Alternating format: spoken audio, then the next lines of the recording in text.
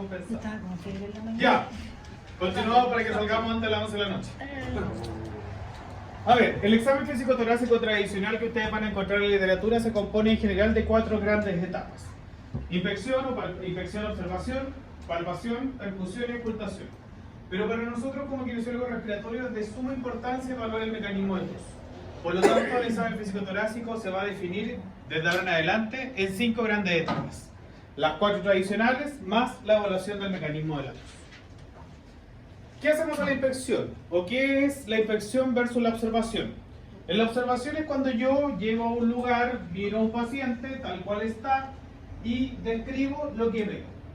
Pero la inspección va un poco más allá, como lo muestra el dibujo. De alguna manera, lo que va a ocurrir en la inspección es que el paciente se va a tener que descubrir la zona del tórax y el abdomen para poder visualizar de la mejor forma posible.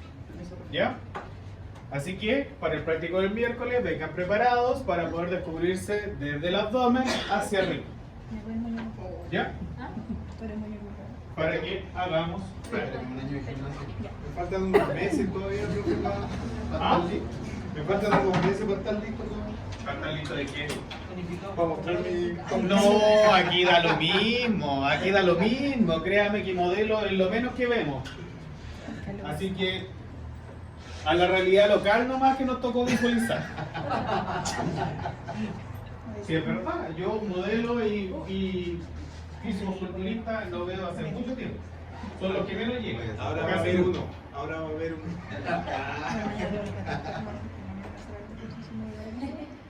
En fin, continuemos mejor. Dígame. Sí, sí, al laboratorio siempre tiene que venir con un uniforme clínico. Son los miércoles. ¿Ya? Y tienen que traer candado para dejar sus cosas afuera, en los casillos.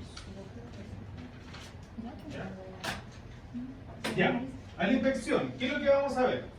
Bueno, lo primero que vamos a visualizar es siempre mirar el tórax, tanto por anterior, por lateral y por posterior, y vamos a ver el estado de la piel. Vamos a ver si hay indicadores de trauma, y si hay indicadores de trauma, lo describimos según la topografía torácica. Vamos a ver si hay presencia de cicatrices, si hay, también la describimos según la topografía torácica, y si hay presencia o no de quemaduras, ¿ya? Y también vamos a visualizar, y si están presentes, se describen según la topografía torácica que ya visualizamos. Luego de ver el estado de la piel, nos corresponde visualizar la conformación del tórax. Si es que tiene conformación normal, que ustedes saben que la caja torácica está compuesta por la zona del esternón, las clavículas, las costillas, que se conectan por posterior con la columna vertebral, ¿ya? O la posibilidad de poder contar diferentes tipos de tórax deformidades, que puede ser una cifoescoliosis, un pectum carinatum, ¿ya? O la protrusión del esternón, pectum excavatum, ¿ya? O la retracción o el hundimiento del esternón, tórax raquítico, que es tórax de una persona muy delgada, o podemos tener también enfisematoso o tórax en tónel, que es un tórax ya bastante como amplio, como un balón de gas, que entre comillas lo que indica es que ese paciente tiene más aire de lo normal, ¿ya? Y ahí hay diferentes tipos de conformidades del tórax, como ustedes pueden visualizar, que ahí generalmente hay normal. ¿El tipo de tórax también depende del peso, por ejemplo? ¿O solamente es una composición como fisiológica? Mi pregunta es porque, por ejemplo, las personas con obesidad van a presentar siempre algún tipo de tórax en específico, o eso depende ya. No, en general no es lo mismo el tórax de un abdomen, que, o sea, de un obeso, que un tórax, por ejemplo, de un enfisematoso. El enfisematoso es mucho más abombado. Ya se visualiza, mucho más abombado. Ahí tenemos tórax raquítico, depresión ya de la caja torácica, o pectum excavatum, pectum carinatum, cifoescoliosis. ¿Ya? Luego tenemos que ver la movilidad del tórax, que es el patrón respiratorio. ¿Qué patrón respiratorio tiene mi paciente? ¿Respira con el abdomen? ¿Respira con costal inferior? ¿O respira con costal superior? La normalidad es el patrón abdominal. ¿Ya? Si hay alguien que respira costal superior, que lo vamos a visualizar en el práctico del miércoles, a esa persona hay que hacerle reeducación de su patrón respiratorio. ¿Ya? Generalmente las mujeres pueden tener respiraciones costales superiores. Se tiene que cuantificar la frecuencia respiratoria y aquí un tips. El paciente jamás debe darse cuenta que usted está midiendo la frecuencia respiratoria. Va a tener que inventar, hacer lo que usted tiene conveniente. La más común que uno hace es como que le está tomando el pulso y en realidad no le estoy tomando el pulso, sino que estoy haciendo como que le tomo el pulso, le estoy contando la respiración. ¿Ya? ¿Por qué? Porque en general los pacientes que tienen conciencia de su respiración, frente a cuando uno lo está evaluando, aumentan su frecuencia respiratoria. ¿Ya? Y puede ser una falsa taquicardia, o sea, taquipnea. ¿Ya? Entonces ahí tengo que ver si el paciente tiene bradipnea, taquipnea o normopnea, ¿ya? Que en estricto rigor ahí están los rangos de frecuencia respiratoria normales más o menos por grupo etario. Lo otro importante de visualizar es la vía de penetración del aire, ¿ya? Si el paciente respira solo por nariz, respira solo por boca o respira mixto. Es decir, a veces toma aire por nariz y a veces toma aire por boca. ¿Ya? También lo tienen que visualizar. Tienen que visualizar además la circunferencia del tórax y ahí generalmente los pacientes hepáticos lo ideal es que midamos ya la circunferencia de tórax porque probablemente va a ir aumentando porque se va convirtiendo cada vez más en tonel. Vamos a tener que ver si el paciente tiene aporte de oxígeno, si está usando una naricera, una mascarilla simple, está usando un Venturi u otro tipo de aporte de oxígeno o si hay o no presencia de cenosis. La cenosis en general la vamos a encontrar a nivel alrededor de la boca, ya bajo la zona de los ojos, a nivel de los dedos, ¿ya? Si es periférica o central. Tenemos que ver la simetría de la movilidad del tórax y para eso me voy a tener que colocar a ras de la camilla. Por ejemplo, si esta fuera la camilla, yo me coloco a ras por detrás. El paciente tiene la cabeza aquí, su cuerpo hacia allá, en supino. Y tengo que visualizar que ambos hemitórax se muevan de forma simétrica. Ahora, si vemos que hay alguien que tiene un desarrollo muscular mayor en un lado que en el otro, probablemente se va a ver un poco de asimetría, pero no es que el tórax se mueva asimétrico, ¿ya? Asimetría vamos a ver que efectivamente cuando un tórax se mueve y el otro prácticamente se queda rígido, ¿ya? Que puede ocurrir, por ejemplo, cuando hay parálisis diafragmática. Y las pausas, que son los ceses transitorios de la respiración. En general, en menores de 6 segundos, es muy común en los lactantes menores de 3 meses que tengan pausas menores de 6 segundos. Pero ahora, si la pausa es mayor a los 15 segundos, hay que tener precaución y dar aviso inmediato al médico, ¿ya? Que el paciente hace pausa sobre los 15 segundos porque en realidad son 15 segundos donde el paciente no oxigena, ¿ya? Y a la edad que tiene el pequeñito es complejo, ¿ya? Desde ahí la importancia. ¿Por qué son esas pausas como que empiezan a aprender el patrón? Sí, y muchas de las veces inmovilidad del sistema nervioso. ¿Ya? Generalmente por eso los niños pequeños Profe, lo otro, sí. disculpe, el cuadro anterior son las frecuencias respiratorias, ¿cierto? Normales, Normales. sí. Límites inferiores y superiores. Profe, cuando es desbalance muscular, el tórax se mueve igual simétrico, ¿cierto? Sí, Ahí. sí. También tenemos que ver si hay formas de movilidad normal ya de el tórax como tal. Por ejemplo, si hay uso de musculatura accesoria. Puede haber uso de musculatura accesoria supraesternal, que es decir, cuando el paciente toma aire se notan los huecos supraclaviculares. Ya puede haber uso de musculatura intercostal, que el paciente respira y se ve en las costillas, entre medio de las costillas, o subcostal, que el paciente se toma aire y se hunde las costillas inferiores. La otra puede ser que el paciente tenga alternancia, es decir, pase de una respiración abdominal a una costal superior, y eso también es importante considerarlo, o de una respiración abdominal a una costal inferior. Y la respiración paradójica, que es lo inverso a la respiración normal. ¿Qué quiere decir? Cuando yo tomo aire, asumo de que el diafragma baja, desciende y protruye el abdomen hacia adelante. ¿Ya?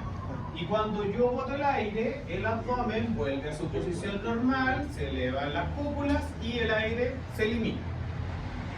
La respiración paradójica es lo contrario, es decir, que cuando yo tomo el aire, el abdomen se hunde y cuando yo boto el aire, el abdomen vuelve a su posición normal.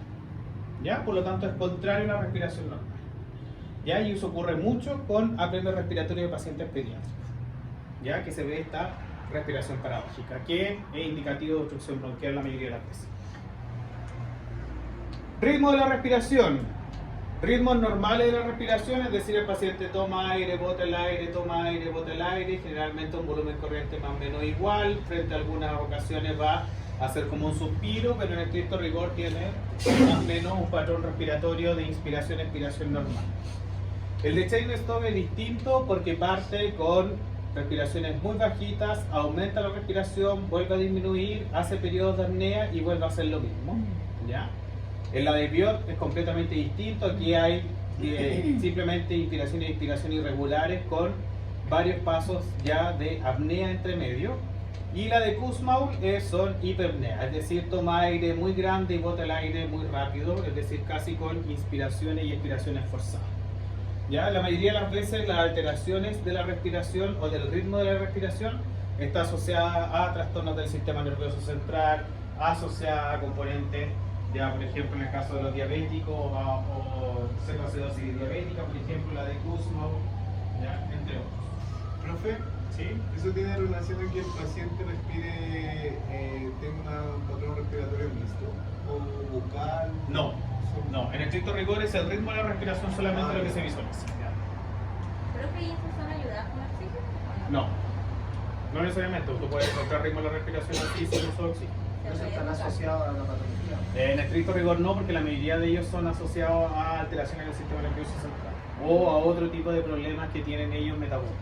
Profe, ¿eso puede presentarse a cualquier edad? Sí, a cualquier edad. A la infección, bueno, signo de dificultad respiratoria, la retracción, el uso de musculatura accesoria, el aleteo nasal, ya que es decir, el paciente toma aire y se dilatan las fosas nasales, muy común en pediatría, que es signo indicativo de obstrucción bronquial. La ortopnea, ¿qué es lo que es la ortopnea?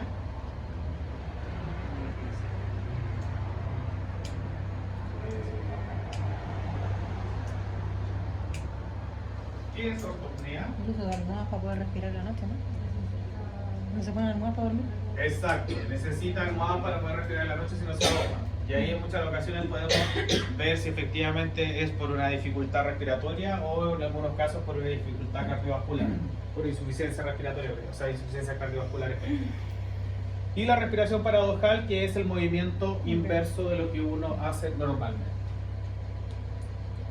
¿Duda con la infección? ¿Todo claro? Perfecto. Vamos a la palpación. La palpación se hace con el pulpejo de los dedos y para esto, para que las señoritas y algunos caballeros no tengamos problema el día miércoles, la uña de los dedos de la mano están a ras del dedo. Quienes tengan la uña más larga van a sufrir percutiendo el miércoles, porque se van a enterrar las uñas. ¿Ya? Así que vamos cortándola, limándola, que se vea bonita, a ras del dedo. ¿Ya? ¿Estamos claros? Todos. Incluso ahora que está invitada. Todo aquí, si no, no la invitamos más, ¿cierto? No se me Digo está yo. mirando a mí. Todos preparados. Palpación. ¿Qué vamos a palpar? Principalmente sensibilidad de la región. Probablemente vamos a encontrar contractura a nivel de la espalda, a nivel de los hombros, porque todo el mundo hoy en día tiene contractura de ese nivel. ¿Ya? Que sería casi como un proceso normalizado hoy en día frente a la situación clínica. Pero en el estricto rigor debo buscar un tipo de sensibilidades. Por ejemplo, masas ocultas, ¿ya? Es sumamente importante aquí describir dónde hay masas palpables. Es decir, por ejemplo, si estoy infeccionando la clavícula y de repente hay un huevo, debo describir dónde está ese huevo, qué consistencia tiene, qué tamaño promedio podría tener, si duele o no duele la palpación, etc. ¿Ya? En muchas de las ocasiones de repente solo con podemos encontrar sensibilidad a algunos ganglios o incluso podemos encontrar ya por los lados laterales, sobre todo del tórax, tumores mamarios. ¿Ya? Que eso también es importante considerarlo. Y ahí, de alguna manera, educar a la paciente o a la usuaria con respecto a el automanejo y la autotocación para lograr ver la visualización de tumores mamarios. ¿Ya? Por eso el autoexamen también ahí cuenta. Vibraciones vocales. Vibraciones vocales se hace con la palma de la mano, se tocan diferentes partes del tórax, por anterior, lateral y posterior, mientras el paciente habla. ¿Ya? Colóquense ustedes ahora la parte anterior de la mano y hablan. Digan su nombre completo. Se van a dar cuenta que hacen como una caja de resonancia, ¿cierto? Ya. Cuando esa caja de resonancia pasa a ser, por ejemplo, una olla de poroto hirviendo, es decir, te empieza a vibrar demasiado, eso indica que hay un aumento ya de la vibración vocal. Y la mayoría de las veces eso está de alguna manera asociado a procesos de condensación en el pulmón. ¿Ya? Cuando se aumenta la vibración vocal. Los frémitos es distinto porque los frémitos se perciben o se palpan mientras el paciente respira y se palpan en la parte anterior del tórax a nivel de la tráquea. ¿Ya? Por ejemplo, si yo al respirar colóquese la palma en la parte anterior del tórax y respire, tome aire en hipóter, prácticamente no percibe sensación de ronroneo. Pero por ejemplo, si apareciera un ronroneo mayor o una olla de poroto hirviendo, eso significa que hay presencia de secreciones en la vía aérea alta o en la tráquea. ¿Ya? Cuando yo digo que hay frémito positivo es que el paciente tiene secreciones en la vía aérea tráquea. ¿Ya? Y eso es importante considerarlo porque si tiene secreción en la vía aérea traqueal, están listas para ser eliminadas o permeabilizadas. ¿Ya?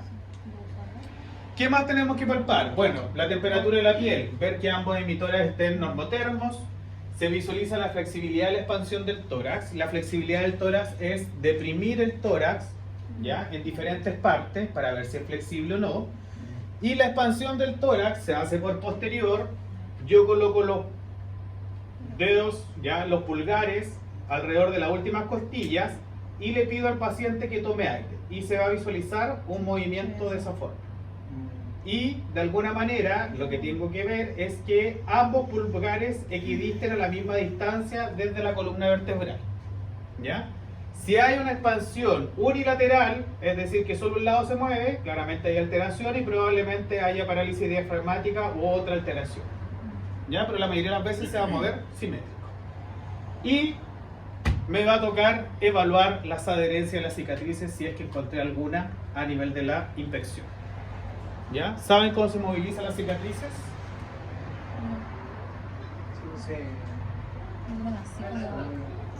Efectivamente, se puede tomar de los lados, se mueve por anterior, por posterior, o se mueve superolateral o por lateral.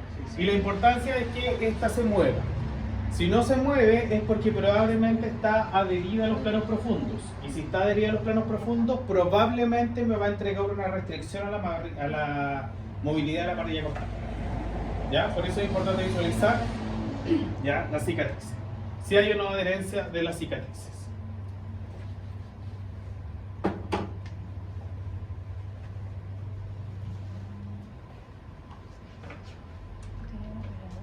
¿Dudas con palpación? En la última tuve duda. ¿Cuál? Cuando hizo el movimiento con los dedos a la cicatriz. Para la adherencia, en general los dedos se tienen que mover hacia arriba, hacia abajo y hacia los lados. Y si la cicatriz se mueve en la misma dirección es porque está en plano superficial. Pero si tú al moverla hacia arriba, hacia abajo, hacia los lados y esta no se mueve, se queda estática, está adherida a los planos profundos y la mayoría de las veces eso sí genera restricción del movimiento de la parrilla costal. Profe, yo he visto que también como que la toman y la... Por la elasticidad de la piel, ¿sí? También lo mismo. ¿Ya? Profe, acá con este tema de la percusión, bueno, cuando hice la pasantía, hablaron de que la percusión ya no era como utilizar. La percusión se utiliza principalmente en menores de 5 años ni tampoco en pacientes que tengan obstrucción bronquial severa. Esas son las contraindicaciones. En las demás se puede percutir. Ahora, utilidad de la percusión, bastante mínima. Ahora vamos a ver. ¿Obstrucción, dijo, profe? En menores de 5 años y en pacientes con obstrucción bronquial. Que puede, el efecto de percusión generar ondas de choque puede aumentar la obstrucción bronquial en los niños. ¿Ya?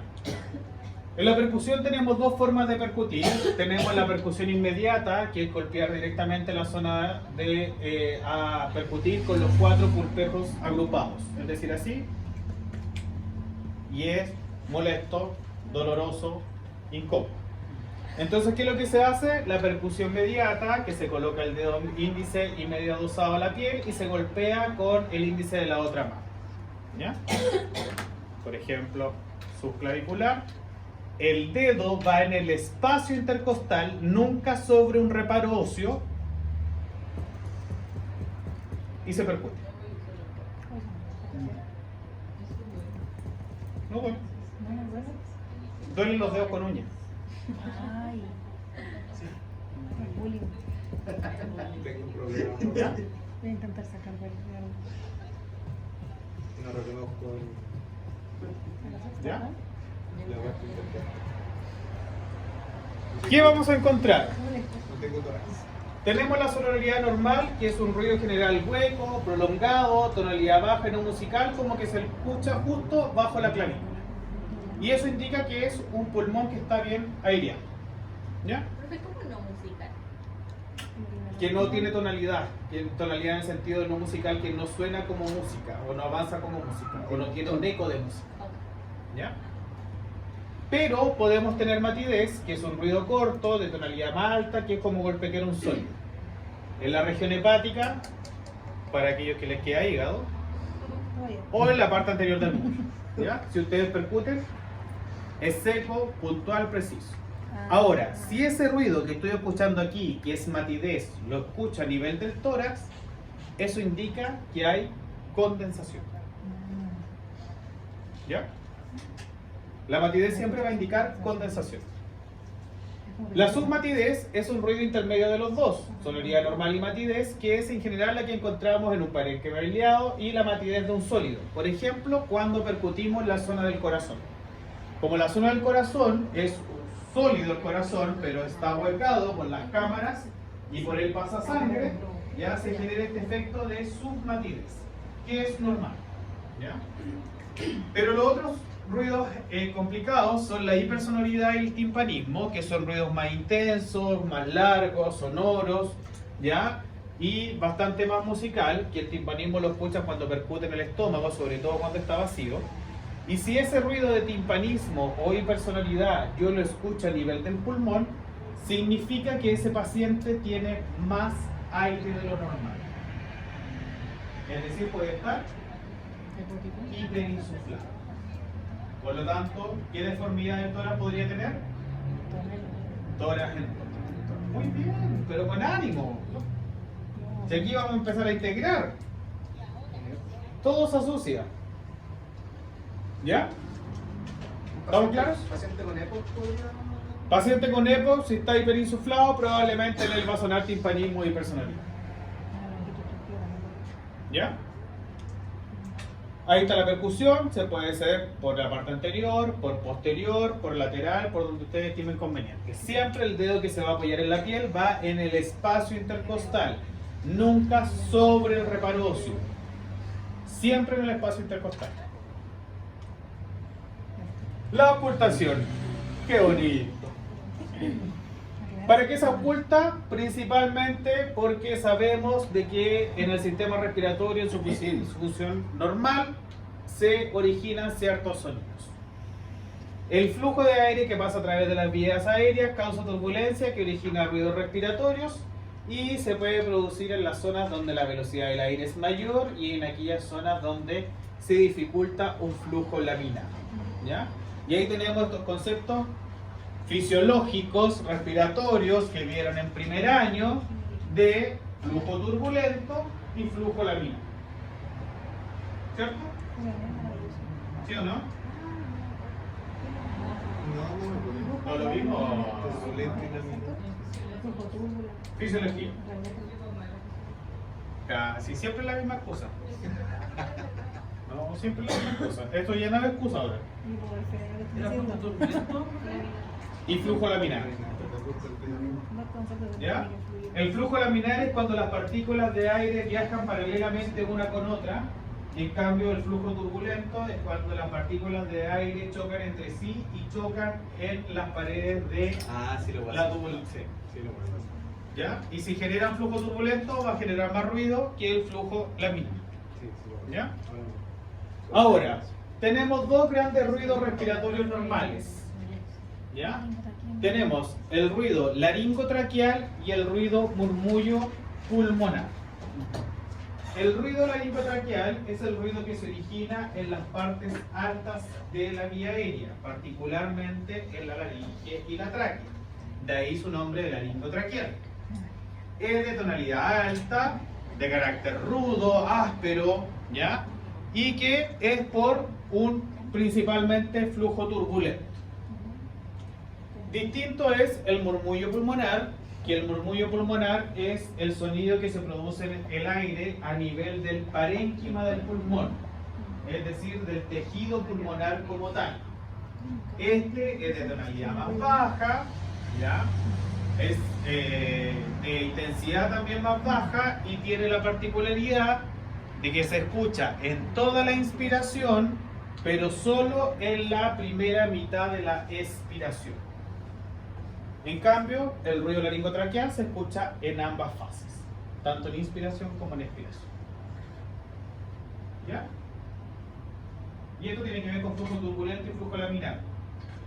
Ruido laringotraqueal genera más bien flujos turbulentos, en cambio a nivel del murmullo pulmonar, como la vía de, o sea, como el área de sección transversal del pulmón es mayor a medida que me acerco a la periferia, se hace de alguna manera un flujo más laminar, genera un ruido mucho más tenue y de baja intensidad.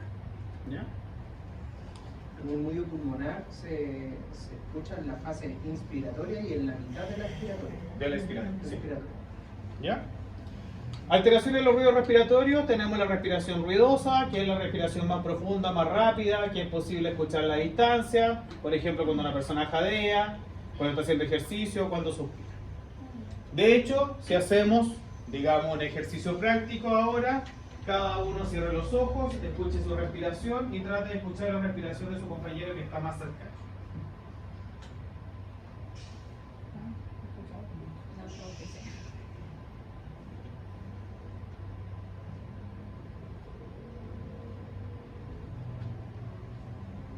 ¿Alguien percibe la respiración de la persona que está al lado? ¿Sí? ¿Por qué? Porque está obstruida. Claramente, genera un ruido mayor. Pero los demás que están, entre comillas, medianamente sanos, no logran percibir uno el ruido del otro. Pero sí cuando hace una respiración ruidosa, que puede ser cuando está haciendo una persona ejercicio en la calle y pasa corriendo al lado tuyo, tú sientes que está respirando, ¿cierto? El soplo tubario es un ruido de intensidad mucho más alta que se escucha en ambas fases de la respiración y que indica solidificación de una gran extensión del parénquima pulmonar. Es como soplar a través de un tubo. Es lo mismo que cuando usted sopla a través del lápiz Bic y le tapa el hoyito del dedo. ¿Ya? Eso mismo. Ese es un soplo tubario. ¿Ya? Ese ruido genera, como soplar adentro de un tubo. Y eso indica condensación en el parénquima del pulmón. ¿Ya? Probablemente si la ocultación escuche condensación, ¿qué es lo que qué va a pasar en la percusión? Si hay condensación, ¿qué es lo que voy a escuchar? Va a tener La matidez. matidez, ¿cierto? Y a la palpación, ¿qué vamos a tener? Si hay matidez, hay condensación. No. Mayor vibración vocal. ¿Y qué más podemos tener? Lo que se escucha palpando la parte anterior del tórax. Vibración. Frémito también es posible tener. ¿Ya? Respiración soplante es cuando la condensación es parcial y de menor extensión, por lo tanto suena un poco más tenue que el soplo tubario.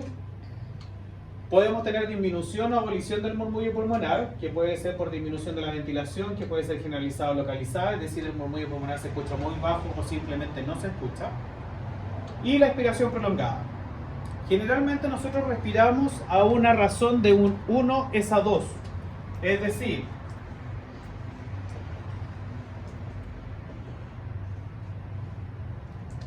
por ejemplo, por cada 1 segundo que tomo aire me demoro 2 segundos en botar.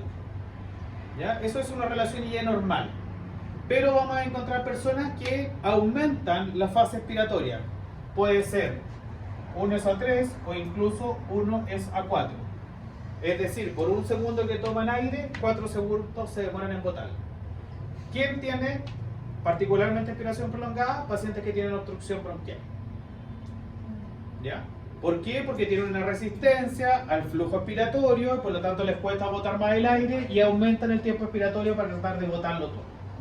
No siempre alcanzan y por eso se vuelven enfisematosos o tienen toras entonces. ¿Ya? ¿Sí? ¿Estamos claros o no? Vayan a sentar con la cabeza, pues si no. Transmisión de la voz. Oculto cualquier parte del tórax, generalmente por posterior, y le pido que diga su nombre. Si yo pongo el fonendo por posterior del paciente y el paciente dice su nombre y yo escucho eso es una transmisión de la voz normal, es decir, no logro entender qué es lo que es. Ahora, si hay broncofonía, es decir, si yo percibo parte de lo que él está diciendo por el fonendoscopio, eso significa que hay un aumento de la transmisión de la voz. Y generalmente, donde hay aumento de la transmisión de la voz o broncofonía, hay condensación. ¿Ya?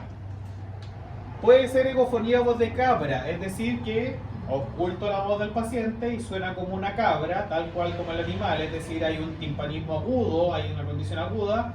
Eso puede estar asociado a la egofonía a mayor cantidad de aire o incluso procesos líquidos que hay dentro del pulmón. ¿Ya? Y por último puede estar la disminución o abolición de la voz transmitida. O lo otro que se puede dar es lo que se conoce como pectoriloquia.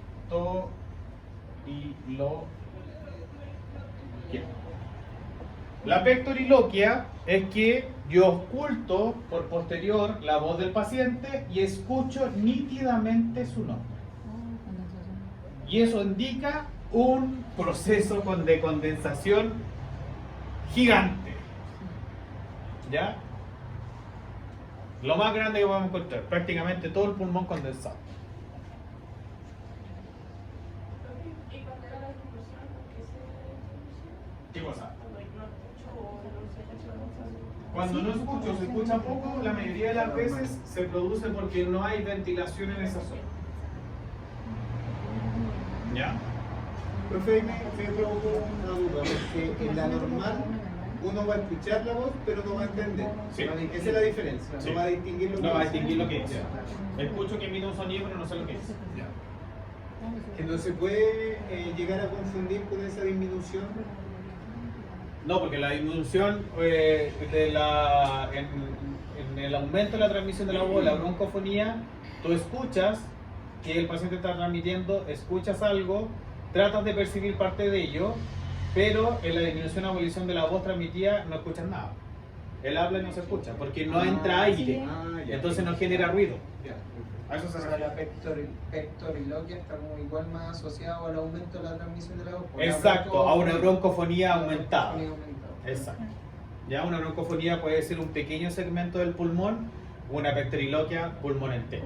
¿Ya? Son zonas más extensas de condensación. ¿Ya? Ruido agregados, roncus, crepitaciones, frotes pleurales, sibilancia, estridor y estertores traqueales. Famosos ruidos. Para poder distinguir ruido respiratorio les recomiendo Atlas de ruidos respiratorios de la Católica y o ruidos respiratorios que pueden encontrar en YouTube. ¿Ya? Por más que yo les diga qué es, lo mejor es escucharlos. ¿Ya? Y eso queda como tarea. ¿Cuál es el que nos pasó el Miguel? Caro. Nos pasó un programa por correo, pero no me acuerdo. Programa, sí. Era un programa, Pasó sí. un libro. No, pero en ese Yo igual tengo un programa Sí, tenía un que fue con el que programa. estudié yo, probablemente el mismo que hace Miguel, porque se los pasé a Miguel. Ah, Si dice Universidad Católica del Maule, sí, el mismo. Puede ser que ¿Ya? puede ser. Ya, con ese programa estudié yo hace muchos, pero muchos años atrás. Y ahí aparecen los ruidos respiratorios y después hay como un quiz que tú puedes... Ah, sí, ya, ese ese. programa. ese. El problema es que yo no lo seguí pasando porque no corría. Ya no corría, porque era tan antiguo que ya no corría. No sé si corre ahora. ¿Y Sí, cómo sí, funciona? correcto. Ya, pero pueden usarlo. ¿Ya? Y escuchen los ruidos del Atlas de la Católica también de ruido respiratorio Y en YouTube hay varios lugares donde pueden encontrar pruebas respiratorias que son más o menos confiables. ¿Ya?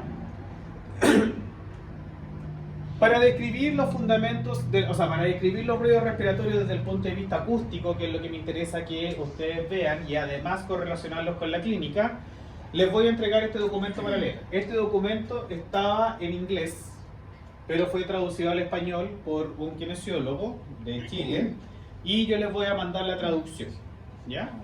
Y van a tener que leerlo. Está la descripción de la característica clínica, ¿ya? Y de la correlación clínica. Aquí es importante saber qué es lo que sugiere, si sugiere obstrucción, si sugiere ruido respiratorio, si sugiere disminución, etcétera, etcétera. ¿Ya? Y eso queda para estudio, que lo tienen que leer de aquí al miércoles. Yo lo voy a mandar hoy día y lo tienen que leer de aquí al miércoles. Ya. ¿Cómo se ausculta? A ver, la auscultación en general no tiene un orden adecuado. La mayoría de los textos te van a indicar que ojalá partas de arriba hacia abajo o de abajo hacia arriba. Pero aquí la importancia es que siempre cuando coloques el fonendo en el lado derecho, tienes que colocarlo al mismo nivel en el lado izquierdo. ¿Ya? Eso es lo más importante. Siempre comparar con la contralateral. Y aquí podemos utilizar, por ejemplo, las zonas de la topografía torácica. Pueden auscultar supraclavicular, infraclavicular, mamario y zona de los hipocondrios. ¿Ya? O pueden ver acá mismo, ¿ya? Dependiendo. Generalmente por anterior, ya el pulmón se proyecta aproximadamente hasta la sexta, séptima costal. ¿Ya? En cambio por posterior podemos llegar hasta la octava, novena costal. O la décima en algunos de los casos. ¿Ya? Pero para que no estén ocultando por acá, porque por acá no van a encontrar pulmón. A eso me refiero. ¿Ya? Y por eso es importante que se descubra la zona. Porque no falta el que se cree capo y oculta por sobre la ropa. Y en realidad ocultar por sobre la ropa es bien de pajarón, para no decir otra cosa. ¿Ya? Aquí se debe ocultar directamente sobre la piel, porque se van a dar cuenta, por ejemplo, personas que tienen mucho vello a nivel del tórax, les va a costar y va a no sonar ruido, pero el ruido es el ruido que hace el pelo, ¿ya? O el vello en general. Por eso deben colocar bien firme, ¿ya? El fonendoscopio, sin dejar marcado obviamente, pero bien firme. ¿Ya? Entonces de repente cuando ocultan por posterior y yo veo que ocultan así entre medio de la ropa, no, olvídate. Aquí se debe ocultar sin ropa.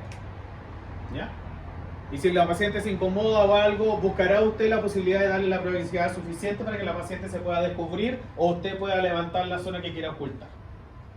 ¿Ya? Y eso es responsabilidad de ustedes, porque ustedes son los que quieren conocer la información de la ocultación y por lo tanto deberán darle la privacidad suficiente, ¿ya? A su paciente para que lo haga. De repente es bien complejo porque estamos en una sala común de un hospital donde hay 4 pacientes por un lado, 4 pacientes al frente y tú quieres evaluar a tu paciente y es bien complejo. Generalmente lo que uno hace se consigue un biombo y permite evaluar con mayor tranquilidad y con mayor privacidad. ¿Ya? Profe, la auscultación se debería hacer con el paciente bípedo, sedente. Como puedas hacerlo. ¿Ya? Pacientes pediátricos, lactantes de 3 meses, no tenías otra opción más que sea en los brazos de la mamá. Porque si lo colocas en supino va a llorar como barraco. ¿Ya? Entonces tienes que proporcionar de que sea el ambiente más cómodo para él para que pueda ocultarse de la mejor forma posible. ¿Cómo? ¿Hay una diferencia en la ocultación cuando está en vivo? Sí, por supuesto. Mientras más verticalizado está, mejor ventilación tiene. ¿Ya? Pero obviamente un paciente, por ejemplo, con dependencia severa no le voy a pedir que se verticalice porque no es su condición. Entonces en ese caso lo evalúo según su condición, que es posición supina, que prácticamente es la que pasa todo el día. ¿Ya? Y ahí optar quizás a posiciones más intermedias o más adelante de posicionamiento para mejorar su mecánica ventilatoria. ¿Ya? Pero por eso va bien. Y lo otro, no necesariamente pidan un aumento de la ventilación. En muchas de las ocasiones te dicen, respira por la boca, grande, bota. Ya. Paciente pediátrico, tú no le vas a poder pedir eso. Paciente que tenga pérdida de conciencia, tampoco le vas a pedir eso. Paciente con trastorno cognitivo, tampoco le vas a pedir eso. Acostúmbrate a auscultar a volumen correcto. Y si tienes alguna duda, pides el aumento de la ventilación si es posible. ¿Ya? Pero tienes que aprender a entrenar tu oído bajo esa percusión. ¿Ya? Entonces el miércoles cuando hagamos el práctico y oculten, desde ahí en adelante su misión es ocultar todo lo que se mueve y tenga vida. Todo. Todo. Todo. No es broma. Todos. Es de suma importancia. Ocupe mamá, papá, pololo, patas negras, lo que tenga. Todo. Hijo, no hija, tío, primo, abuelo. Todos son distintos. Se van a dar cuenta que los pacientes pediátricos es muy fácil ocultarlos porque claramente su tórax es mucho más pequeño. Ya es mucho más fácil poder ocultarlo. En el adulto es más, cuesta más. No falta la señora que alega. Todo te tienes que acostumbrar. Por eso, desde aquí en adelante todo es práctica. Desde aquí en adelante tienen que tener su fantoma con patas en la casa. En donde van a tener que practicar maniobras respiratorias, traumatológicas, todo. Si aquí, cuarto año es esto. ¿Ya? Así que empiece a buscar amigos, a tener aliados, a decirle al papá, a la mamá, al tío, a la abuela, todos van a ser pacientes. Aquí todos van a aportar a mi desarrollo profesional. Profe, ¿la auscultación la persona tiene que estar en silencio o igual No, que hable, que diga lo que quiera. Si hay un ruido gigante, si tú vas a ocultar en un consultorio puede estar la pelea más grande afuera y tenés que ocultar igual. Y te vas a tener que acostumbrar. Nadie, shh, cállense todos porque yo voy a ocultar. No, nadie te va a pescar. No. Eso, por ejemplo, que un paciente pediátrico esté llorando También, ahí lo ideal es pedirle a la madre que lo tome, que lo masee, que haga lo que quiera, que ella me dé la espalda del niño para yo poder ocultar por posterior. Usted se la ingenia. Aquí la creatividad es gigantesca, se la va a tener que ingeniar para poder ocultar. ¿Ya? Pero vuelvo a insistir, desde ahora en adelante, todo lo que vean en clases lo practican en casa. Todo. Y con todos. Cuando el médico dice qué cosa, eso es para poder... Ya voy. Eso iba a preguntar. Insisto, ¿qué es lo que ocurre cuando alguien le pide toser cuando está ocultando? Probablemente yo encuentro un ruido respiratorio y quiero saber si es modificable o no con la tos. Por eso. ¿Ya? Y eso hace una interpretación sobre si uno es grueso o el otro es fino, un ruido en particular. Pero no les voy a decir porque tienen que leer el artículo. O si logra movilizarlo, a eso se... También. ¿Ya? Son roncos. ¿Ya? Pero vuelvo a insistir, y esto es la clave, ¿ya? Esto es la clave principalmente para evaluar. Tienen que aprender mentalmente el examen físico-torácico completo sin necesidad de tener que verlo en una pauta para que cuando te toque evaluar sepas rápidamente qué hacer y cómo hacerlo. Tampoco, y lo van a aprender con el tiempo, de que si yo estoy, no sé, por ejemplo, inspeccionando sedente, después le digo, acuéstese porque le quiero ver la movilidad. Póngase de pie de nuevo porque lo quiero percutir. Siéntese ya. Ahí vas a aprender que sentado o supino busco todo lo necesario, luego lo llevo a sedente y si es necesario lo verticalizo completo. Pero no andar con él para arriba y para abajo, saca, que métete quieto, no. ¿Ya? Y eso se aprende mentalmente y con la práctica. Y eso es lo que tienen que lograr hacer. ¿Por qué les digo? Porque probablemente se van a dar cuenta que en los momentos más álgidos de la atención primaria, por ejemplo en campaña de invierno, van a tener 15 minutos para el paciente. Atenderlo, tratarlo, esculpar, hacer técnicas, aspirar si es necesario, registrar y darle indicación a la mamá y educar. Por lo tanto, esto tiene que ser rápido y dinámico. Y eso lo logra solo con práctica. Por más libros que lean no les va a servir. Aquí es práctica. ¿Ya? ¿Estamos claros? Una bitácora deben llevar. A quién evaluó, a quién no evaluó, qué le falta de su familia, cuente todo. Todos los monos bailan aquí. Todo sirve. ¿Ya? Ahí tenemos una sugerencia de secuencia, supraclavicular, infraclavicular, zona mamaria, lo mismo por posterior, ya para ir evaluando o visualizando cosas. Chau, chau. La proyección de los lóbulos en el lado derecho, ahí está el lóbulo superior del lado derecho, lóbulo medio, lóbulo inferior, lado izquierdo, lóbulo superior se ve principalmente en la parte alta, lóbulo inferior del lado izquierdo, la zona más baja. Por posterior, lóbulo superior del lado izquierdo, lóbulo inferior del lado izquierdo, lóbulo inferior del lado derecho, lóbulo medio más cercano a la axila, lóbulo superior arriba. Por lateral lo mismo, lóbulo superior, del lado izquierdo, lóbulo inferior del lado izquierdo, lóbulo medio, lóbulo inferior del lado derecho, lóbulo superior del lado derecho. ¿Ya? Por lo tanto ahí, dependiendo de las proyecciones, ustedes pueden ir diferentes ocultaciones por lóbulo. Y por último está lo que ya les mencioné, la evaluación de la tos. La tos, como yo les había mencionado antiguamente, hace un rato atrás, es un mecanismo de defensa que tiene nuestro sistema respiratorio para eliminar cosas que estén dentro de la vía aérea. ¿Ya? Es un reflejo que está desencadenado por diferentes estímulos, ¿ya?, que están en la vía aérea, que son los receptores de la tos y los irritativos.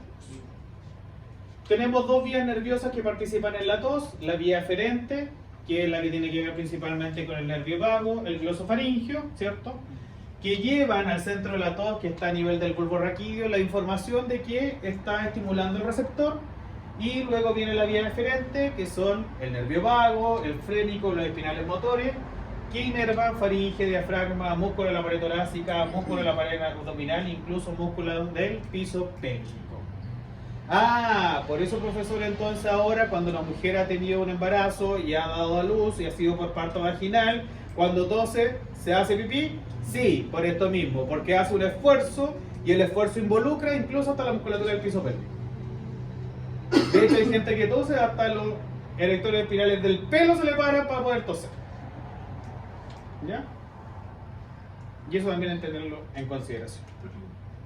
Fases. Fase inicial, que corresponde a una inspiración profunda. Esa es la clave. De hecho, la fase crítica del mecanismo de tos, es decir, si esa no está, no se hace el mecanismo de tos, es la fase inicial de inspiración profunda. Por más buenos abdominales que yo tenga, si no hice una inspiración profunda, no tengo cómo generar ya el flujo de aire para que se expulse. Luego viene la fase compresiva, que es en donde se produce el cierre de la glotis, la relajación del diafragma, la contracción de la musculatura respiratoria, aumentando la presión intratorácica, para llegar a la fase expulsiva, donde se abre súbitamente la glotis y se expulsa el aire, y con él se arrastra todo lo que hay. ¿Ya? Desde el punto de vista kinésico, fases que podemos incentivar, estimular o tratar: fase inicial, fase expulsiva. La compresiva mucho no podemos hacer porque tendríamos que ir a tapar la glotis y meter la mano para tapar la glotis, y es algo un poco más complejo. ¿Ya? Pero sí podemos reeducar el mecanismo de tos a través de su fase inicial o su fase ya expulsiva, si es que están alteradas. Y para eso hay que evaluar la tos. Es decir, al paciente, si durante todo el examen físico no ha tosido, se le pide que tosa. ¿Ya? Y ahí yo evalúo. Primera fase, ¿hizo inspiración profunda? No. Segunda fase, compresión, sí. Fase expulsiva, sí o no. Y ahí voy evaluando y voy diciendo: hay déficit de la fase inicial, hay déficit de la fase expulsiva, tiene el mecanismo de tos alterado completo, etc. ¿Ya? ¿Cómo se clasifica la tos? Según tiempo: tos aguda, menos de 3 semanas, tos subaguda, entre 3 semanas y 3 meses, tos crónica, mayor a 3 meses. ¿Ya? O sea que un niño tenga tos 15 días, no es nada, deja hinchar. Es parte del proceso patológico. ¿Ya? Y de hecho siempre hay que indicarle a una madre que después de un síndrome bronquial obstructivo por BRS, el paciente va a tener 7-15 días más de tos. ¿Ya? Pero es parte de la evolución normal. ¿Ya? Tipos de tos, según contenido, puede estar la tos productiva, que es cuando una persona tose y ustedes saben que se está movilizando secreción. ¿Ya? Tos seca, tose y no hay ruido. Tos irritativa, generalmente hay alteración en faringe y laringe, que generalmente tose y la persona se toma la zona de la garganta porque duele mucho, está inflamada, ¿ya? En muchos de los casos por estridor laringio u otras condiciones. Y la tos débil, generalmente cuando hay alguna debilidad en alguna de las fases del mecanismo de tos.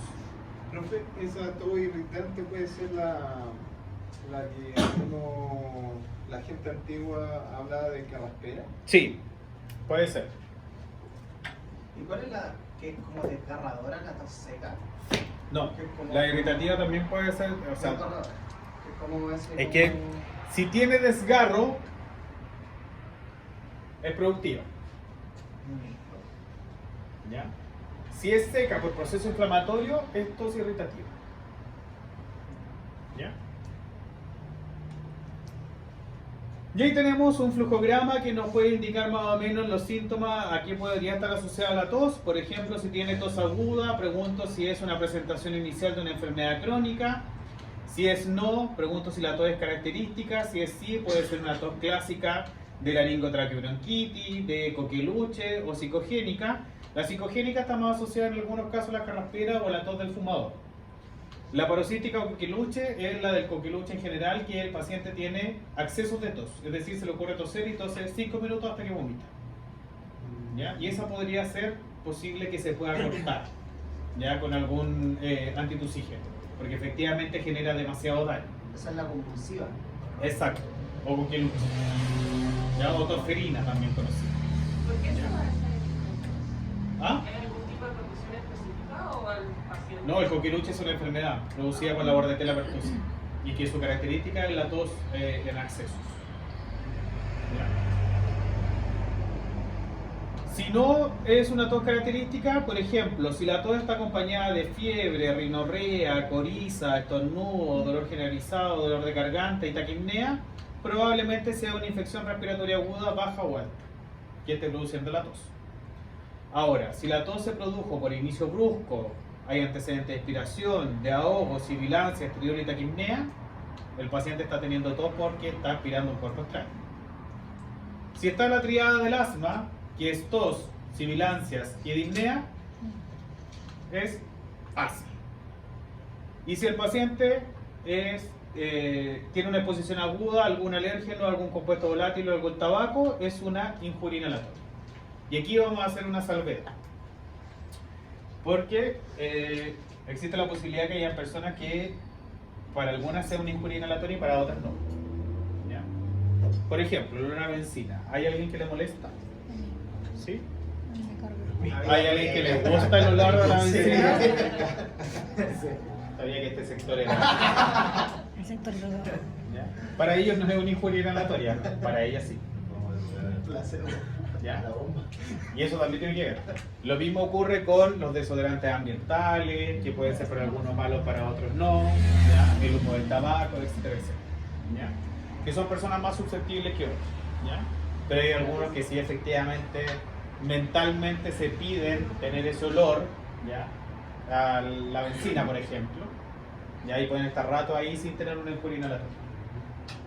¿Ya? Pero para que lo tengan en consideración, que es posible poder hacer. Pero eso de la injuria inhalatoria, o sea, por ejemplo, yo no puedo estar en lugares donde haya desodorante ambiental, así como muy intenso. Si estoy mucho tiempo y si hay algo, hay otra cosa que me dé alergia, después yo empiezo como con un resfrío. O sea, tengo como síntomas y después empiezo con todo y después es como que tengo a veces un cuadro y después empiezo con mucosidad, con flema. Entonces es como que es como una mezcla, para mí es como confuso porque es como una mezcla entre todo. Y No, lo tuyo es una injuria inhalatoria, que produce una rinitis. Sí, es una injuria inhalatoria. ¿Me produce qué? Rinitis crónica o hiperreactividad bronquial. Y eso es lo que yo le decía, porque siempre estoy como con eso y a veces ni siquiera estoy como un resfrío. Dadas las circunstancias del caso, lo que tú deberías hacer es asistir a un broncopulmonar y probablemente hacer un test cutáneo.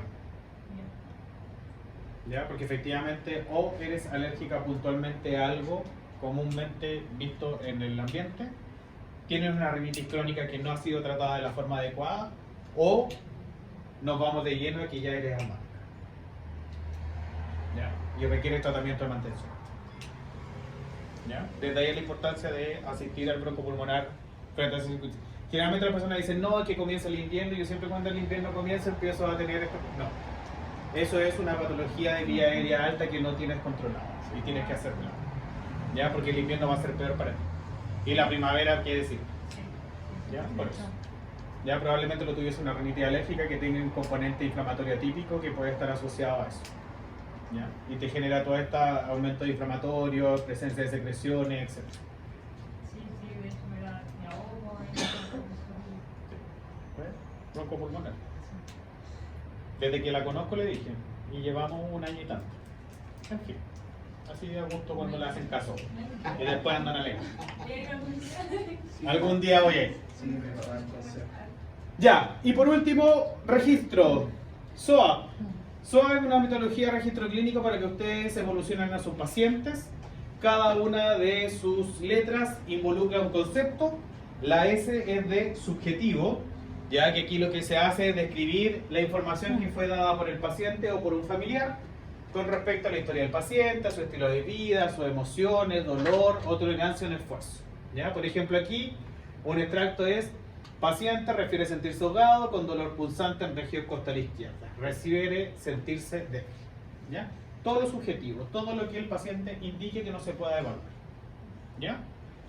La O es de objetivo, aquí va todo lo medible, ¿ya? Lo que tiene que ver con mediciones, pruebas, parámetros ventilatorios, hemodinámicos, evaluación, el examen físico-torácico, el tratamiento kinésico, etc. Por ejemplo, un extracto es: frecuencia respiratoria de 36 respiraciones por minuto, con una FiO2 al 50%, murmullo pulmonar disminuido y basal. Se realizó drenaje bronquial, succión endotraqueal y sedestación al borde cava. ¿Ya? La O, objetivo. La A es de análisis. Refleja el criterio kinésico para identificar alteraciones o priorizarlas, evolución del paciente y respuesta al tratamiento kinésico. Por ejemplo, acá el paciente tiene mal manejo de secreciones, tiene posiciones viciosas y retracciones articulares, tolera muy mal la sedestación y se hipertensa con la succión endotraqueal. ¿Ya? Y por último, la P es del plan. ¿Ya? Que en este caso es documentación de la acción a seguir, tratamiento kinésico y sugerencia del número de atenciones. Ya que en este caso el paciente se nebuliza con suero fisiológico previo a quina respiratoria, enfatizar en la movilización, paciente tiene indicación de 2 quines al día, sugiero aumentar a 3 quines diarios. ¿Ya? Y es una forma de registro clínico rápido, preciso y conciso que va en la ficha clínica a cada paciente que usted evolucione. Evite, por favor, de colocar hoy día vi a Juanito Pérez, el 17 del 3 del 2025 y le hice KTR, listo, ahí está mi inscrito. Sirve para nada. Para nada. Menos si estoy en un hospital donde hay turnos, mañana, tarde, noche. Va a ver mi colega, le hizo quino respiratorio y ¿qué hizo? Entonces no hay posibilidad de una continuidad de tratamiento y una evolución del tratamiento. Si yo puse, por ejemplo, que el paciente lo senté al borde cama y toleró 5 minutos, probablemente mi colega va a decir, ya, 5 minutos tolera, hoy día vamos a intentar 5 minutos y medio.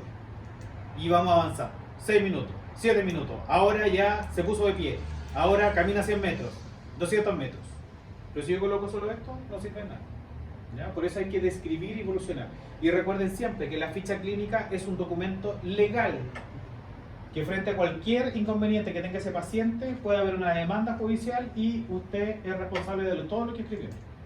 Y si escribió esto, no es mucho de lo que se puede hacer responsable. Profe, ¿ese swap se utiliza tanto en pacientes, ya sea de que estén hospitalizados? Todos, cualquiera, el que usted quiera, ambulatorio, en Cefam, en hospitales, en clínicas, donde usted estime conveniente. Si es una metodología de registro. ¿Ya? Porque en el subjetivo, como que lo veo muy similar a una anamnesis. ¿O no? Sí, pero entre comillas lo que refiere al paciente más que nada. Preocuparte de lo que refiere al paciente. ¿Cómo le hoy día, don Juan? No, hoy día me duele la cabeza, ayer no dormí bien, me duele el lado costal, etc. El paciente refiere no dormir bien, por lo tanto refiere dolor costal, EVA, si es que te dice. ¿Ya? Paciente, no, hoy día estoy muy alegre, animado, vamos a caminar. Paciente se levanta en buenas condiciones generales, ánimo cooperado. Sí, allá también, ahora que usted lo dice, los quienes ya ponían paciente, refiere a haber dormido con todo armado, porque antiguamente era con 3. Efectivamente, Ya. para ir bajando y ¿ya? Y es importante saber si tiene dolor o no tiene dolor, porque si el paciente, por ejemplo, durmió mal, no ha dormido en toda la noche por efecto, no sé, de entregarle un medicamento, por un sinnúmero de cosas, bla, bla, bla, bla, y tú llegaste a las 8 de la mañana y pretendís que el paciente haga ejercicio y no ha dormido toda la noche, te va a decir una fibromialgia. Que Dios te bendiga. Y ahí usted dice, ya, ¿sabe qué? Mejor lo voy a venir a ver en Dora, para que esté con ánimo y vayamos a caminar. O para que esté con ánimo y yo lo haga aquí. Y uno se va adecuando a las condiciones. Porque dime usted, si usted duerme mal y alguien le va a hinchar la pelota a las 8 de la mañana para aplastarle el tórax, ¿lo va a atender con la mejor cara? No. Profe, ahora por ejemplo, que pongan KTR, pero el KTR también habla poco porque puede ser, hay distintos... Sí, pero acá, entre comillas, lo que interesa es que se nebulizó con suelo fisiológico previo a la quina respiratoria. Ya. Entonces, si tuvo buena respuesta, probablemente el colega que viene después en el turno de la tarde va a decir, ya sé que tengo que nebulizarlo con suelo fisiológico para poder hacerle quina. ¿Ya? Recuerden que es una entrega de información. También los médicos, aunque ustedes no lo crean, leen las evaluaciones de las quines, ¿ya? Por lo tanto es importante tener en consideración. La enfermera echa la pelota todos los días con la evaluación de las quines, ya revisa y todo. Entonces, hay que tener esa claridad. No, Eso es lo que no, tú no, hiciste en la sí, sesión. sí. ¿Dudas? ¿Consultas? Claro. Profe, de la última dice, la KNT es lo mismo que la KRT. No, KTR generalmente es quina respiratoria, KNT es quina motora.